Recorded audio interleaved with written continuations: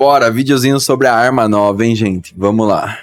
The weight of the weapon, because we could animate the chain and we could, really sell like the impacts and like the sweeping motions.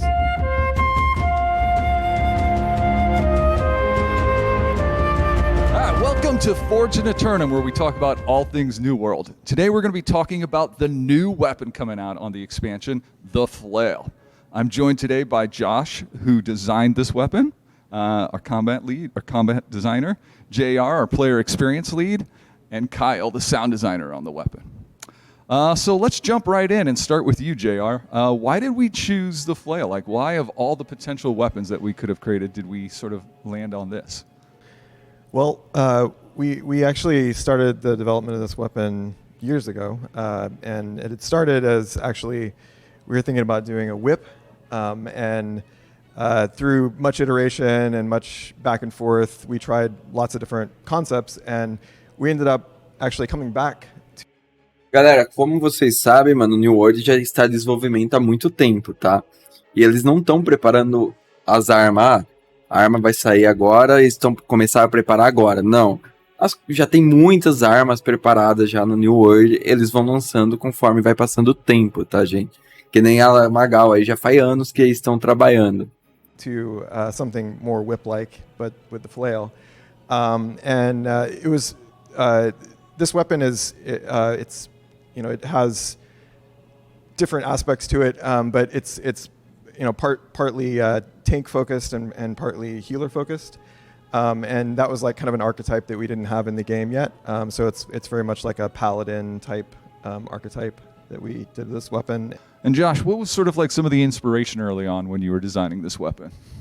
Well, some of the inspiration for it was trying to kind of add an additional level of experience that was very limited that we already had, like JR said, where we had our healer, which was the life staff, we had the tank, which was the sword and shield, and then we kind of wanted to be able to add additional stuff for both of those based on like kind of being able to get two birds in one stone. So we added kind of a tanky aspect to it, which is the shield part where it's very defensive and supportive, and then the flail or the healing aspect of it, which adds the healing and a kind of additional support aspect of it. So we were able to go strength and focus and in a way kind of add two weapons in one.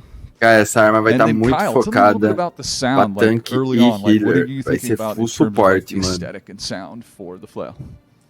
Yeah, this one was tá really muito fun to work. interessante, It was really fun to velho. work on. Because it kind of straddles the line between physical and magic. So it was fun to play into what, when you see something happen on screen with a chain type flail weapon, there are sounds that you inherently you think of. You're just kind of designing cool stuff to cover that, and then from there you can be more creative and really expand your palette with the magic stuff. All the arcane kind of like elements here and there came from really, really out there sound design techniques, and very none of it is. You have the natural stuff and the physical stuff kind of grounding it, and then the arcane stuff. Ela vai ter dano arcano, velho. To give it that magical feel. And it's funny that it started as a whip too, because whips were actually a huge inspiration in the soundscape as well. And then what about, you briefly mentioned, how does this weapon scale? What are the attributes that it scales on?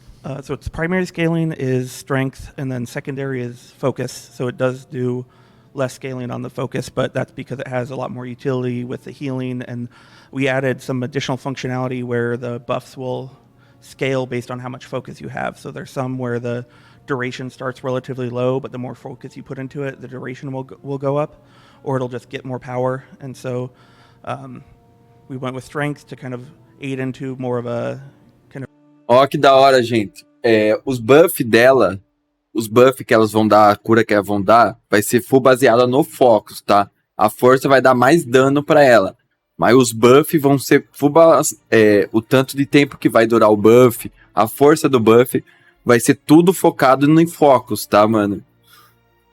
In a bruiser, tanky style build and focus to do support and healing. And so just to make it as versatile as possible. And it's the first weapon that we have that is a strength and focus combination. That's cool. JR, you mentioned a little bit about this, but one of the things that I think is coolest about this weapon is it's the first weapon that has animation in the weapon itself, right? Tell us a little more about that and like how we use that. Yeah, so this was the first weapon that actually has animation on the weapon itself, and that involves like actually creating a rig for in case you don't know what a rig is, it's like, anything that's animated needs bones for it, and so the player character has bones that get animated, and so does the flail itself. So it was one of the more complicated weapons to actually execute on because of that, and it required a lot more animation, iteration to just get it to feel really good. But it was very important to sell like the weight of the weapon, because we could animate the chain and we could really sell like the impacts and like the sweeping motions. So it was like kind of pivotal to the flail experience. Yeah, it's really cool because we call it a flail, but it's important to note that that head of the flail really animates very far out in some of the moves.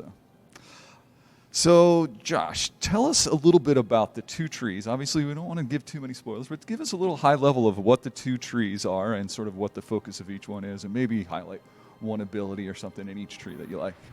Okay, yeah, so the left tree, it's called the Cleric tree. It's mainly focused for healing and support, but support via kind of debuffing enemies, but then also simultaneously healing or buffing your allies.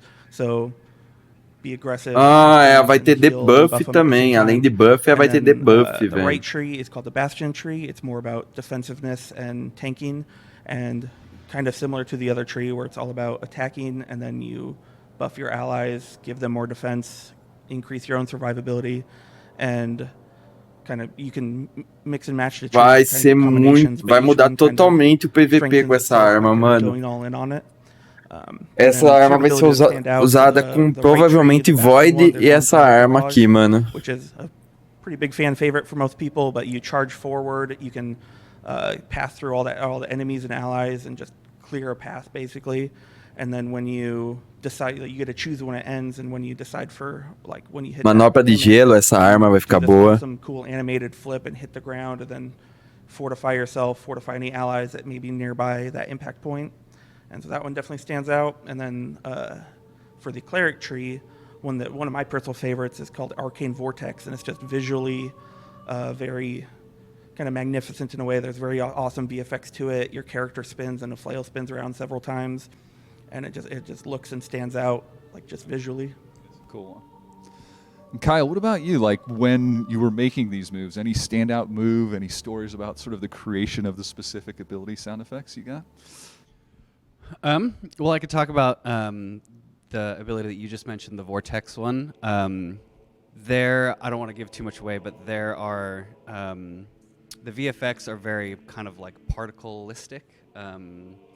So I used something called granular synthesis, which can take an audio file basically and use like little grains to like play different pieces of that file. So using like some natural source and then putting it into my granular synth and then hitting a key on the keyboard gives you like a really particle-y sounding, kind of glassy, like magic style sound that fit really well with that ability. And what about whips? You mentioned whips. How did you use the whips in the filming? Yeah. There's a couple abilities that look a bit more whip-like than some. So with the closer distance sounds, it was more taking the envelope or like kind of the shape of the whip sound. It's kind of like quiet at the very beginning, and then you hear it come up really fast, then there's a loud crack, and then it goes down really fast as well for like the volume of it.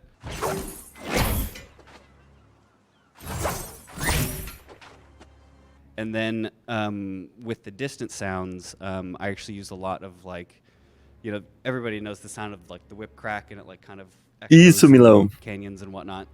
So there's that, and then mixed in with kind of whistly whooshes that like fit really well with like something that's whippy. It was like a whoosh, whoosh.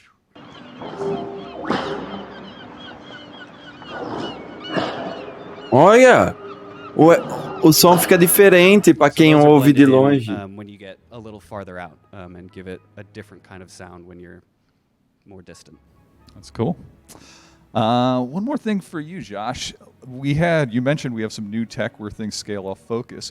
We also have some new tech in this weapon that, based on which shield type you're using, things change also, right? Can you talk a little bit about that? Yeah, we wanted to kind of give shield some additional value and kind of mix up what kind of happens with each type of shield. So for a lot of the upgrades to abilities or even some of the passives, there's functionality changes based on what shield type you have equipped. So some will potentially do more damage if you have the round shield, give you some sort of increased defense or grit if you have the tower shield, and then the kite, right now it's the kite Nossa, que loucura! Ô, gente, forgotten. opa. Yeah. Gente, a cada tipo de escudo que você usar, o debuff vai mudar também o buff ou debuff que você ganha. Behind, yeah. And so we wanted to kind of give the kite shield some pretty good value to kind of mix up the builds people use. And so one of the abilities, it staggers if you used a kite shield, which it normally doesn't if you used a round or tower shield. And then the other one, the kite will give just some other additional functionality and interesting benefits based on which one you use. That's cool. Finally, some love for the kite shields. I like it. Well, that was our deep dive into the flail. I hope you enjoyed the program. I do have a community question for you all. What will be the weapon that you pair the flail with? What will be your 2-weapon combo? Let us know in the comments. Also, like and subscribe if you're enjoying the show, and see you in a tournament.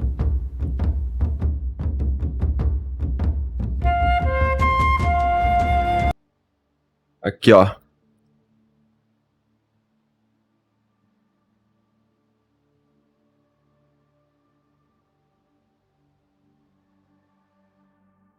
Atributo: velocidade de ataque média, alcance, corpo a corpo estendido, buffs alto, debuffs alto, funções suporte e blindagem, que seria suporte e tanque.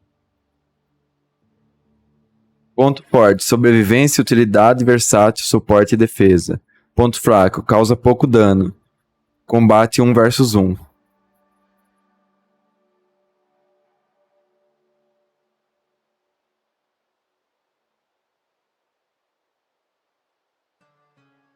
Aqui são a comparação. A açoite vai pegar 90% de força.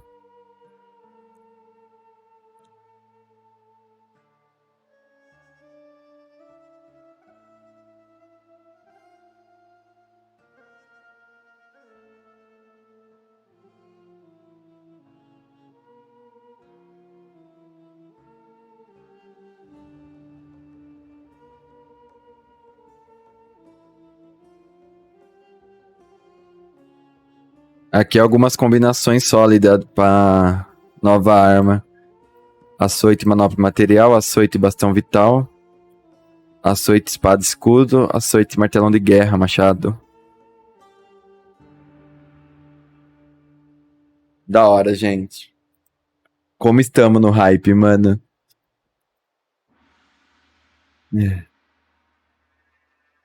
Vai ser da hora, velho.